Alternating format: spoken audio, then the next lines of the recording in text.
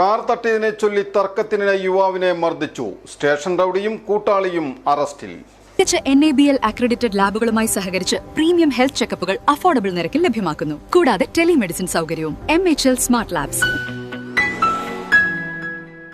കാറുകൾ തമ്മിൽ തട്ടിയതിനെ തുടർന്നുണ്ടായിരുന്ന തർക്കത്തിനിടെ യുവാവിനെ അസഭ്യം പറയുകയും മർദ്ദിക്കുകയും ചെയ്ത സംഭവത്തിൽ നിരവധി കേസുകളിൽ പ്രതിയായ ചന്ദ്രാപ്പള്ളി, കണ്ണനാംകുളം കോലാന്ത്ര വീട്ടിൽ റിജിൽ, മധുരംപള്ളി സ്വദേശി കറപ്പം വീട്ടിൽ ആബിദ് എന്നിവരെ തൃശൂർ റൂറൽ പോലീസ് അറസ്റ്റ് ചെയ്തു.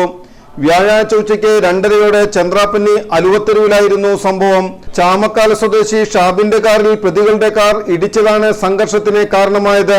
പ്രതികൾ കാർ റിവേഴ്സ് എടുത്ത് മുന്നോട്ട് എടുക്കുന്നതിനിടെ ഷാബിന്റെ വാഹനത്തിൽ തട്ടുകയായിരുന്നു.